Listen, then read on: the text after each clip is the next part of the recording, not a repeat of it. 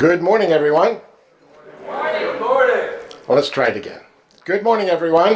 Good morning. Very good. Thank you. Susan Petroni is the Public Information Officer for the City of Framingham. She oversees all communications for the City of Framingham, excluding those related to the Framingham Police Department and the Framingham Public Schools. She has held that role since May of 2023. Prior to working for the municipality, she was a journalist for 4 decades. Upon graduating from Boston College, Susan distinguished herself as an award-winning sports editor, recognized by the New England Press Association as an acclaimed education reporter, having been honored as the best education reporter by the Massachusetts Teachers Association. An award-winning government and investigative reporter, she served as suburban editor at the Eagle Tribune, overseeing community journalism in multiple areas. Later, she became the features and arts entertainment editor. The newspaper was a Pulitzer finalist for the Malden Mills fire and received several NENA and NEPA awards during her time there. Susan left newspapers for magazines after getting married. She wrote for national publications like Family Fun and Child Magazine and was editor of Bay State Parent Magazine from 2004 to 2008. Bay State Parent won more than 100 awards while Susan was at the helm. In 2010, Susan launched Framingham Patch for AOL. She was the site's only editor until her departure in 2016. It's only 8 more pages here, just hang on. In April 2016, after experimenting 2 layoffs at Patch and 5 throughout her career, she founded the highly successful news outlet Framingham Source. Susan continued to serve as the publisher of the Source, but has since hired JVF Solutions to manage the daily operations. Susan has served on the Metro West Conference for Women Board of Directors since its founding. Susan also serves as Vice President of the Framingham High School Athletic Hall of Fame Board and Vice President of the Framingham Public Library Foundation Board.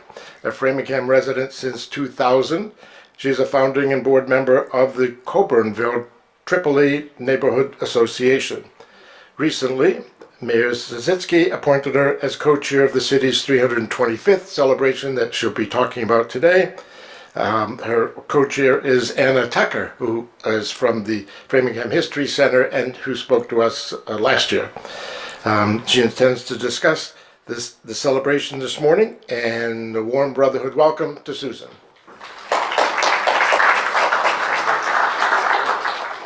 So good morning. If anyone ever comes to my office, I am the queen of sticky notes. I have sticky notes all over the place. Most of the city employees have 2 computers. One computer I use and one computer actually has more sticky notes. So I thought it was kind of funny when I've done this presentation before. I did it at the Callahan Center. I made it all sticky notes. The City of Framingham has multiple tools that we use to get out communication. Mainly we use a whole bunch of tools in our toolbox because everybody gets information differently. So I'm going to go over some of the tools. The city website, media releases, social media, newsletter, notify me, engagement, and surveys. One of my roles as the public information officer is I'm responsible for creating a communications plan for the city. And the goal of a communications plan is to educate and inform residents and business owners.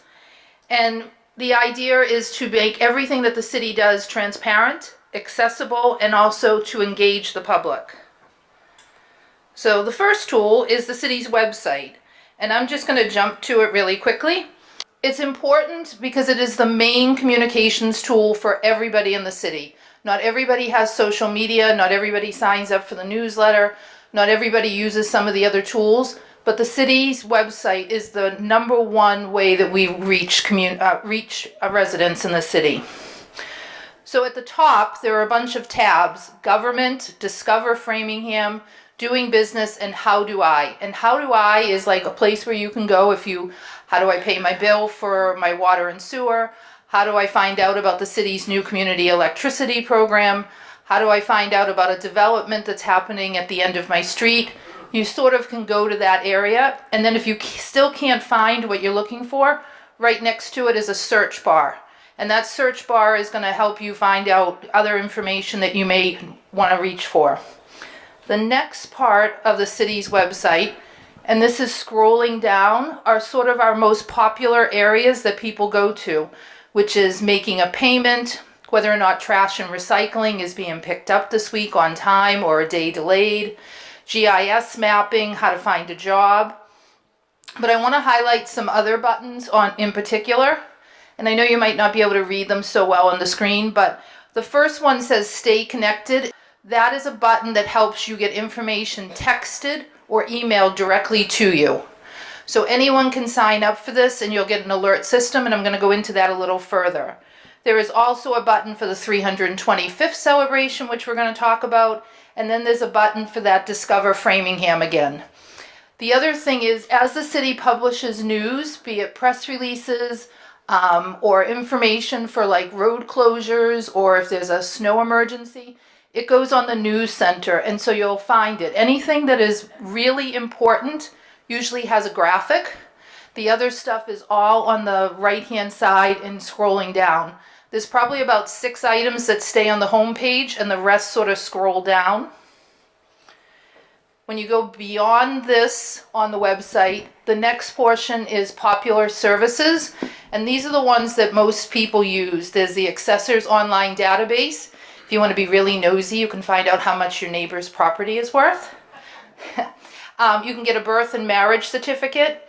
The third one on this list is the Charter and City Ordinances. This is a recent one we added. It basically now combines every bylaw that the town had with every ordinance that the city has, along with the charter. So basically think of it as Mass General Laws. This would be City General Laws. So it has all the information you want. It's digital, and you can search by code, like keywords. So if you wanted to put in veterans, it'll give you everything that the city has for laws for veterans. It'll also tell you about anything the city has that are requirements for veterans. And the only other one that I'm going to mention really quickly on this one is police logs. The police department publishes their police logs, and so again, you can kind of be nosy, want to know why the ambulance is down the street yesterday, or why there was a police cruiser, at a certain intersection. It'll kind of give you some information there. At the bottom of the city's website is the community calendar, and we have added this year a 325th anniversary calendar. But why I'm going to mention the calendar, it's important. There is no place right now in the city where you can go for information for what's happening.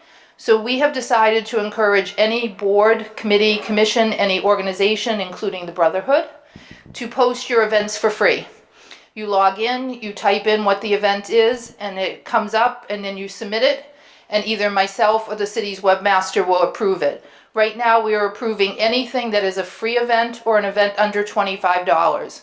We're trying to avoid sort of events that are like $100 or $200, because we want to make the website accessible for everybody in the community. Press releases. So part of my job is I issue press releases for important events. The purpose of this is to share information that's changing. So last year, for the first time in almost 2 decades, the city updated its traffic regulations. When something major like that happens, we put out a media release, a press release. It goes out to every media outlet. We have 2 lists. One list is predominantly local. We consider that Metro West outlets. And then the second list is a Massachusetts list, which includes all of the Boston media outlets, like you would think of WBZ Radio, WCVB TV. But just as a quick question, what do you think is the #1 media outlet in Framingham? The one that has the most circulation in Framingham. Anyone want to take a guess? Metro West News. Nope. That's what everybody thinks. It's actually the Brazilian Times. The Brazilian Times has the largest circulation right now in Framingham and has held it for several years. And so for that reason, when I send out media releases, it goes to the Brazilian Times, it goes to the Hispanic newspapers, we send it out to the Brazilian radio stations, because we want to try to reach as many people as we can. And that goes into audience access. So when I try to plan out what I'm doing for communications, I need to reach everybody in the city as much as possible. And our demographics are constantly changing. In 2020, when we had the census, 40% of the people in Framingham, English was not their first language. In 2023, when they did the American Community Survey, that number increased to 44%. And I anticipate that it's going to increase from 4 to 5% every couple of years. That said, in the Framingham Public School District, 70 plus languages are spoken in the school district. And during the pandemic, Framingham School District went from majority of people in the school district speaking English to the majority in the school district not speaking English. Right now, it's roughly 55% of the students in the school district, English is not their first language. So for that reason, when I became PIO in May of 2023, one of the first things that I did was recommend that we do every information that we put out that affects the entire community in English, Spanish, and Portuguese. And recently, I added Hindi. The city is under an order from the state and from the federal government that if we have an emergency boiling water order, we have a sewer main break or anything major, we have to give out information to any part of our community that 5% speaks a certain language. And we have hit the threshold for Hindi. So 5% of our community speaks Hindi. I will tell you we have about 8 to 10 languages at 4%. So there is a possibility that at some point, instead of seeing, as you can see up here, 4 languages for no parking or 4 languages for the mayor's meeting coming up next week, I may have to start doing graphics in 10 or 12 languages, which is what you see in cities like Malden and Somerville and Boston. The other thing that I do is that all of my information that I put out has to be ADA accessible as well. And that means that if somebody is visually impaired, that their screen reader can read the graphics. So every graphic that I put out, I have to describe the graphic as well, so that when the screen reader goes over the graphic, that it'll visually tell them, or take that back, it'll audibly tell them visually what's in the graphic. And then I have to do also things for people who have other accessibility issues. So social media, this is probably the second biggest tool the city has. And the purpose of social media is to get people to engage. So while the website is a one-way tool, we push out information, but we don't get a lot of feedback back. With social media, I get a lot of feedback, even a lot of feedback I don't want. We have a lot of trolls. Trolls are people who just want to comment on Facebook. They want to write something negative. They don't want a response. They just want to be heard. It is sort of their way of engaging, and I try not to engage with the trolls. But if you post a question on social media, I typically will respond to you. So that is my role as part of that. We have a lot of social media. How many, just for an example, are on Facebook? It's a good portion of the room. That is our #1 tool for social media. However, the city uses almost 10 different social media platforms. And the reason we do that is because our demographics want us to use multiple platforms. And a lot of times I get a question like, why aren't you just on Facebook? Why do you use the rest? I use the rest because, well, maybe you don't use the other platforms. There are a lot of other people who do. So for social media, Facebook is our #1 platform. As you can see, the city, the police department has a Facebook, fire, DPW, the library, Parks and Recreation / the Callahan Center, the Veterans Department, 325th, and the Health Department. Now, usually the Health Department is an asterisk. We had a Health Department page, and unfortunately, when the health director and the city's public health nurse left, nobody else was on the as an administrator for the Facebook page. So we have been fighting with Meta / Facebook for over a year to get access back to that page. Not winning at the moment. Twitter, X. Most people know Twitter, X. How many of you are on X or Twitter? Almost no one in this room, which doesn't surprise me when you get to my next point. So the city, the police department, the fire department, DPW, and the library use Twitter. LinkedIn is a popular platform for people who are professionally engaging. We use it a lot for HR purposes. So for that reason, both the city and HR are on that one. And then these are 3 more of our social media: Instagram, Threads, and Blue Sky. I think some people may know Instagram. Threads was the first alternative to X. It is not doing very well. We may eventually drop that. And Blue Sky is the new alternative to X, and it's doing very, very well. Right now, the city moved to Blue Sky mainly because all of our federal elected leaders, Senator Warren, Senator Markey, Congresswoman Clark, have all moved there, as well as the state's attorney general, the governor. And so if they're on that platform, the city wants to be on that platform as well. YouTube, TikTok, and WhatsApp. And I think most of you are familiar with YouTube, so I won't explain that. But TikTok, you may have heard in the news, it was a platform that they wanted to ban. The city has a TikTok account. It does extremely well. We have close to 1,000 followers. Sometimes if we post a video on TikTok, we can get 12,000 views, which is a lot of people that we reach. And so we have been doing that one for about a year, and as long as the government does not ban it, we're going to continue to use that one. And WhatsApp, has anyone in this room used WhatsApp? Ah, more than I thought. So when I first started in May of 2023, I learned from some of the Brazilian community that WhatsApp was their #1 way of communicating. The main reason, as some of you who raised your hand know, unlike when you text someone and you have to pay a charge, there is no charge to use WhatsApp. So people communicate with a lot of people back in Brazil on WhatsApp, and for that reason they use WhatsApp here locally as well.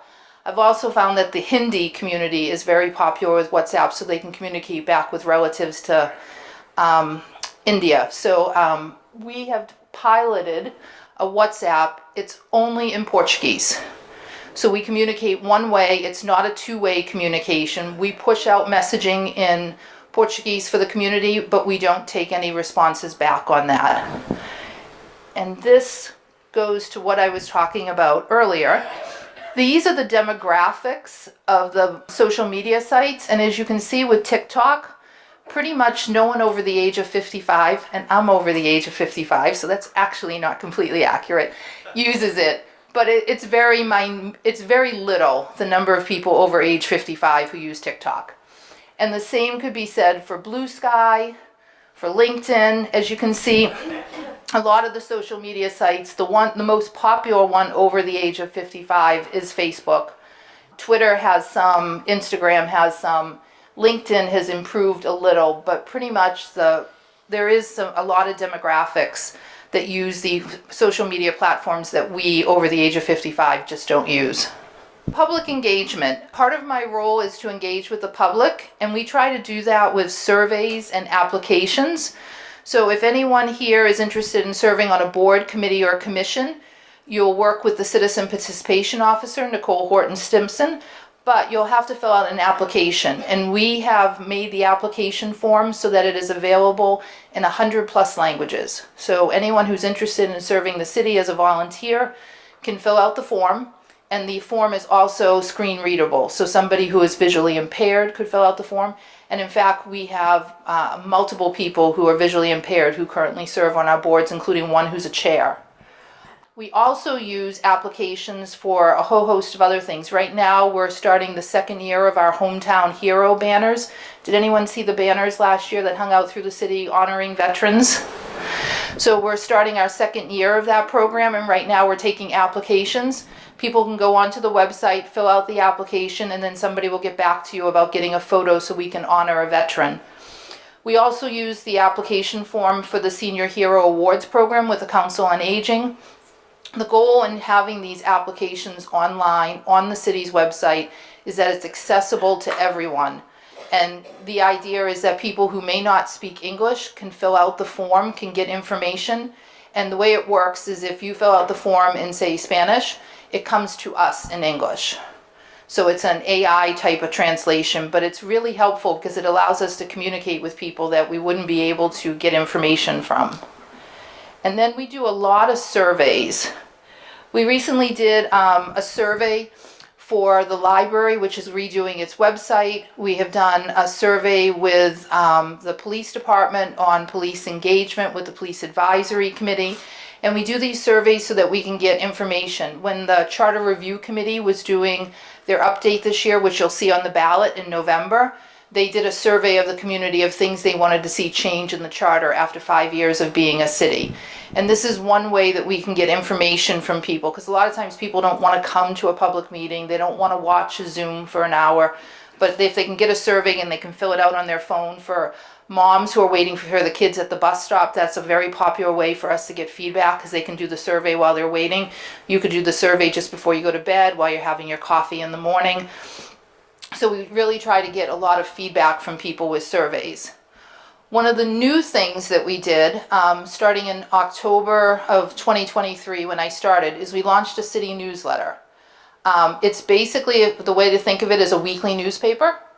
We give you all the information you need to know that you missed the week before, and then we give you all the information that you should know for this upcoming week. It publishes every Sunday. Tonight will be edition number 72, and we have more than 2,500 subscribers. And so if you want to register for the newsletter and you do not get it, on the city's homepage, there's a button that you can click on. You'll get to this blue form, and you'll just fill out. We do not share that information with anyone. There's been a couple of times that people have FOIA'd that list. We consider it a private list. We do not share your email address.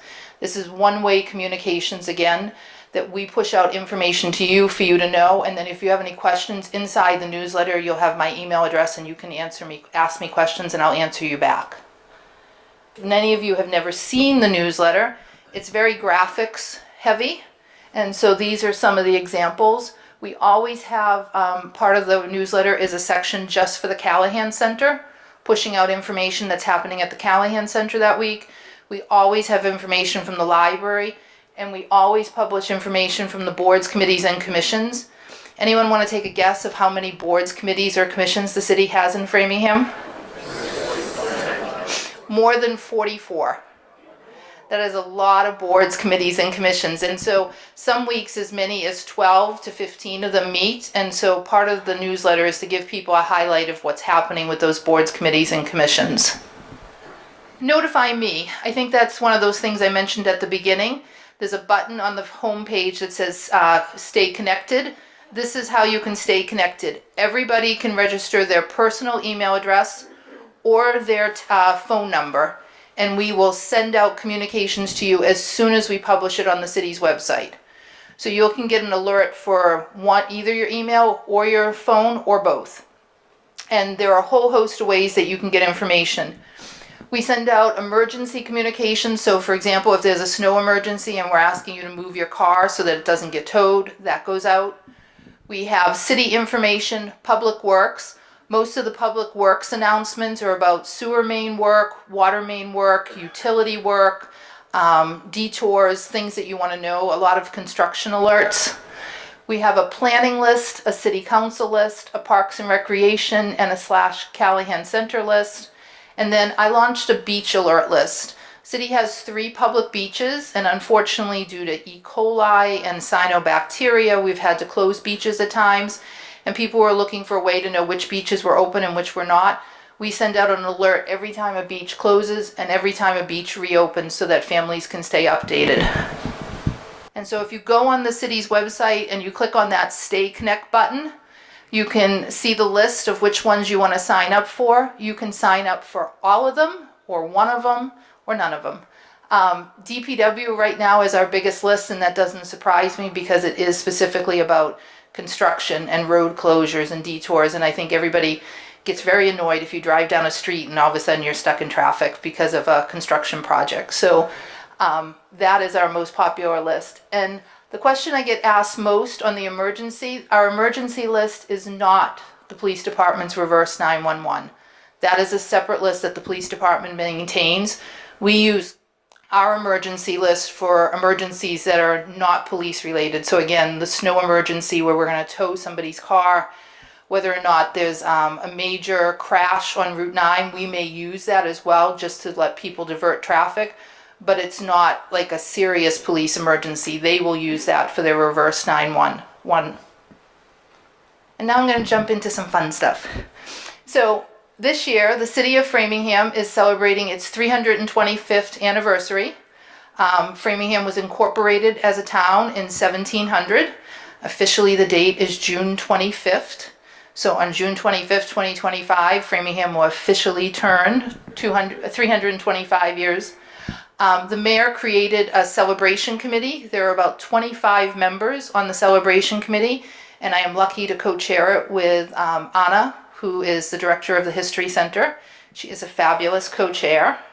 Our first major event we had was the town of Framingham had a flag, and the town of Framingham flag was flying at the State House up until this year.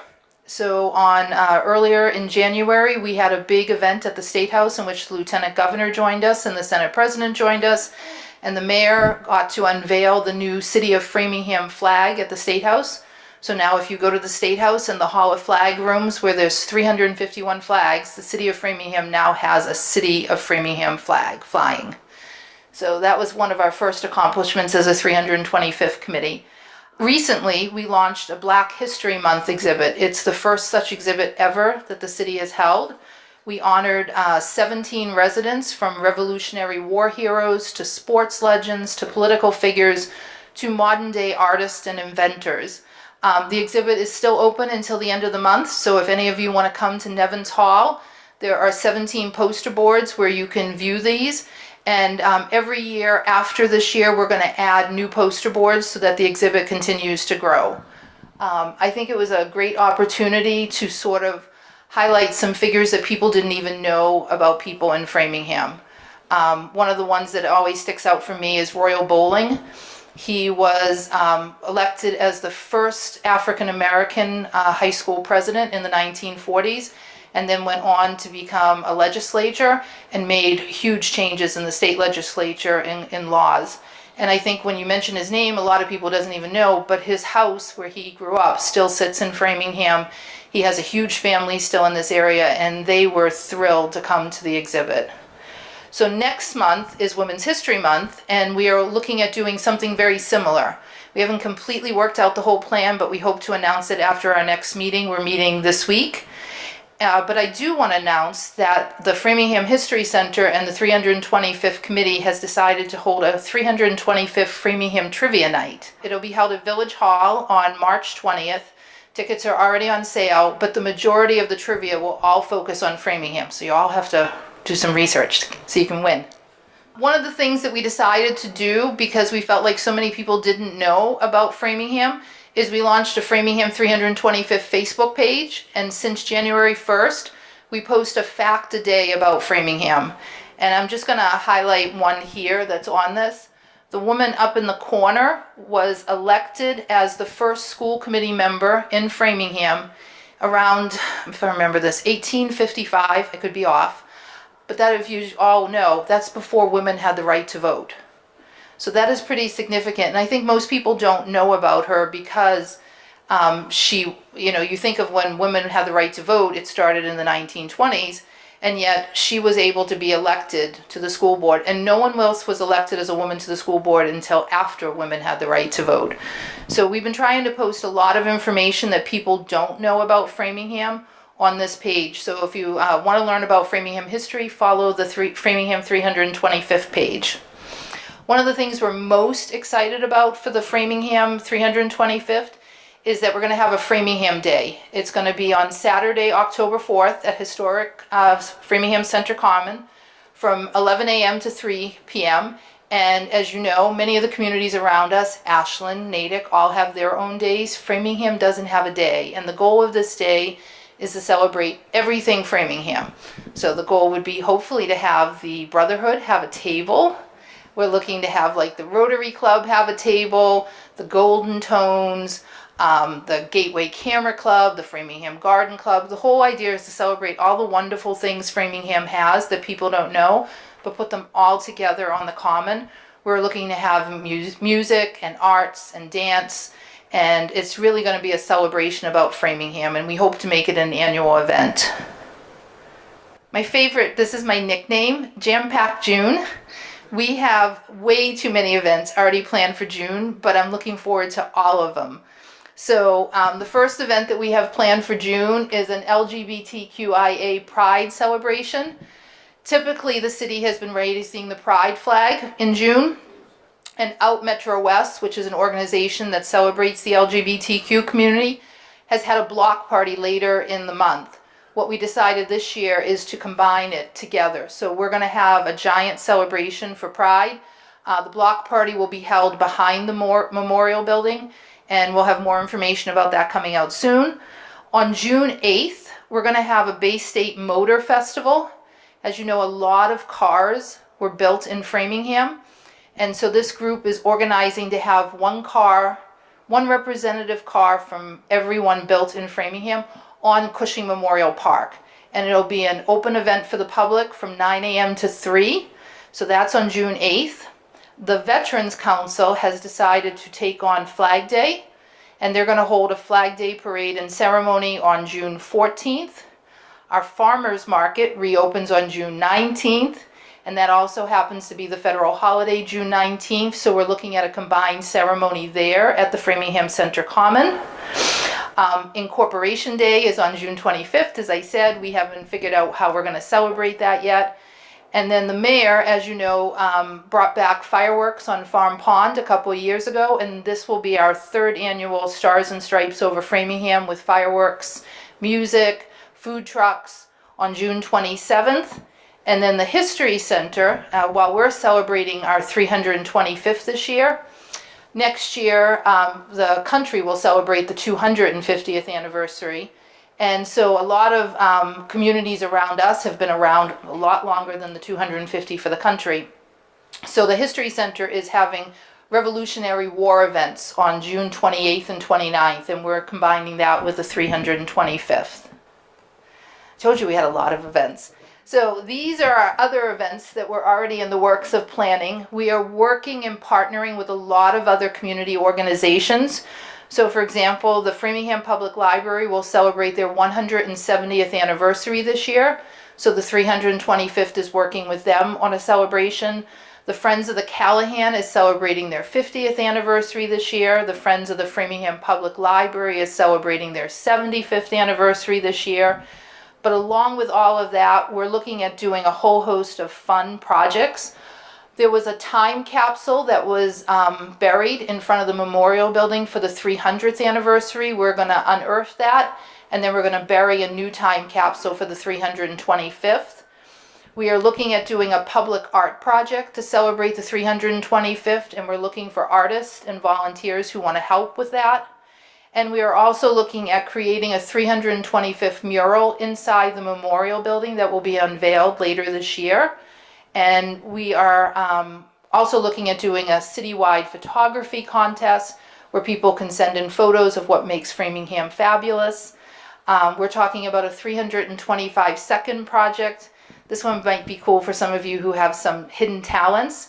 Think of it as sort of like Framingham's own talent show. We're going to invite people to come up on stage for 325 seconds. I thought that was kind of cute. It's just a little over 5 minutes, so it's not too long, but if you want to do less than 325 seconds, but we think this is a great way to get the youth involved, to get young adults involved, to even get seniors involved who may want to do a dance or sing or do some other event on stage. We really want to envelop the whole community to be part of the 325th celebration. Many of you have seen the hearts that were installed a couple years ago.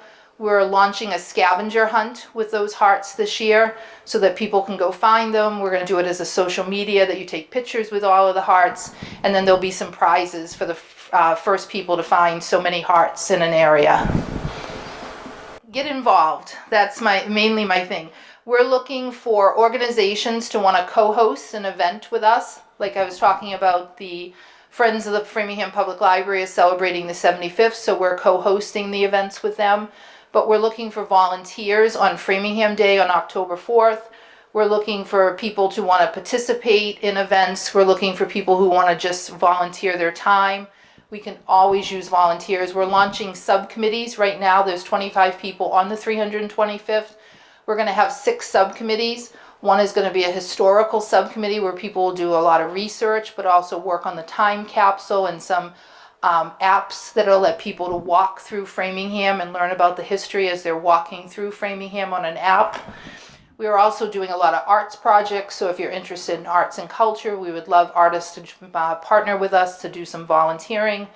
And we're going to launch a fund where people can donate to help defray the costs for those who can't afford. We're trying to make almost every event free, but we realize that some events will have a little bit of a fee, and so we're looking at launching a fund. It's going to go through the city council soon, and people can make donations to the celebration fund.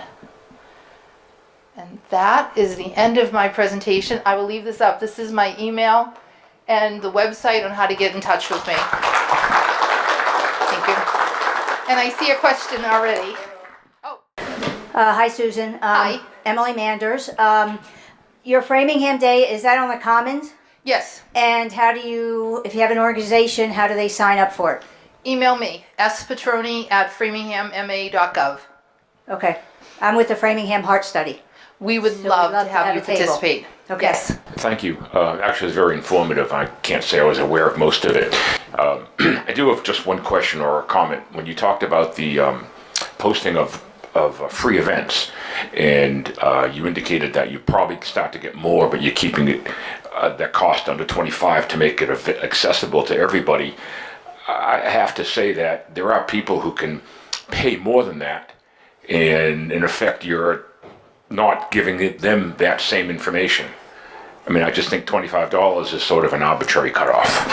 What type of event would you like to see posted? Oh, I'm not even, I don't even have, Oh. but you're the one who, I mean, you raised that point.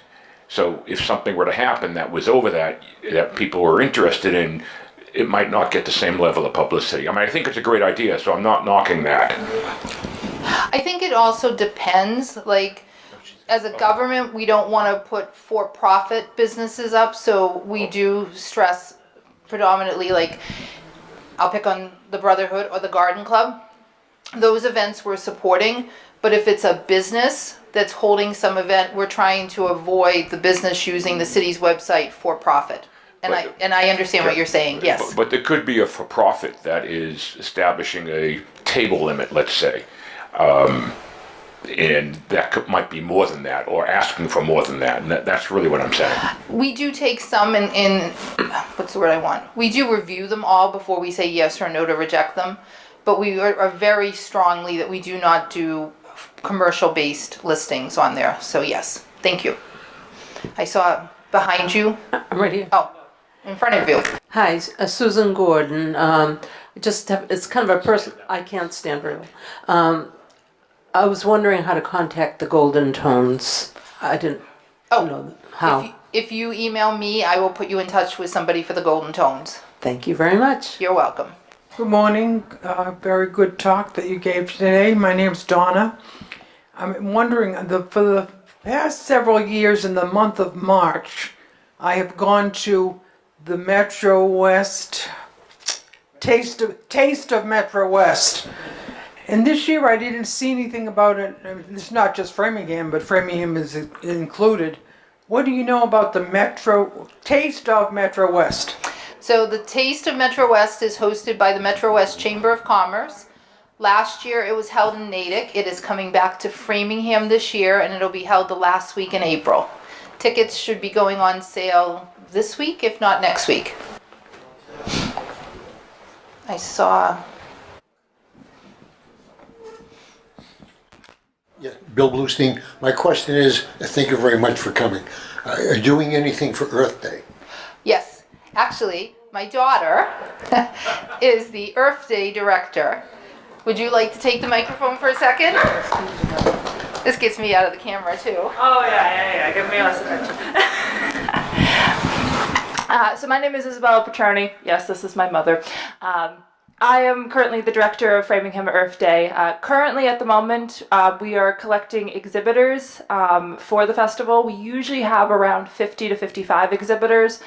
This was something that happened after the pandemic because we realized that the festival had grown a bit too large. We had over 100 plus vendors, but it turned a little bit less away from the focus of being these environment sustainable and turned into more of a craft fair. So the pandemic allowed us to kind of reset.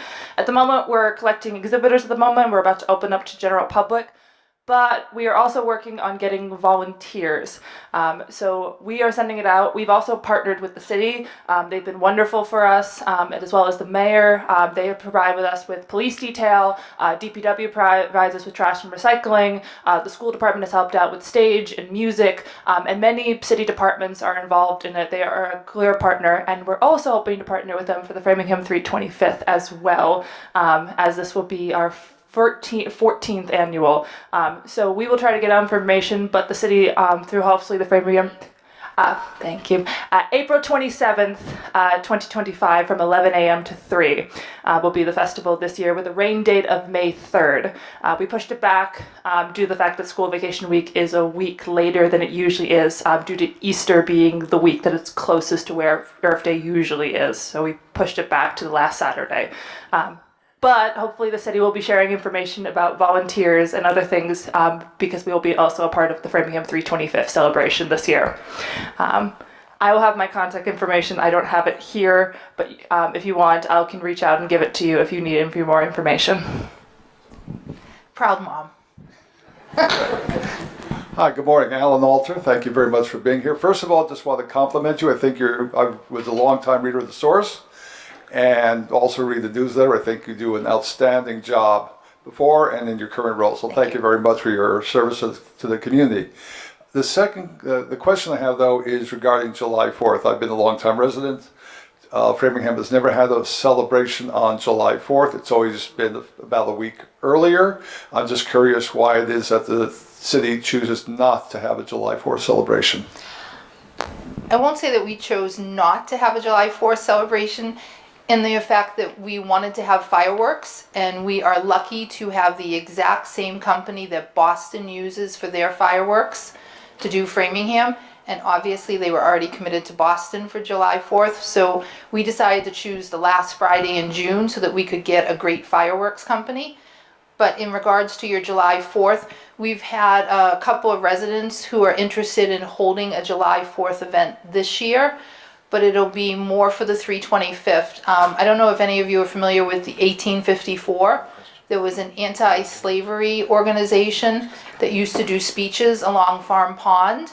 And so there is a group of people in Framingham who would like to recreate that this year, mainly because of the 325th anniversary, but also because of the upcoming 250th anniversary of the country. So they have approached the 325th committee, and we're waiting for a presentation to come from them next month. You're welcome. Okay, thank you, Susan, again, everyone.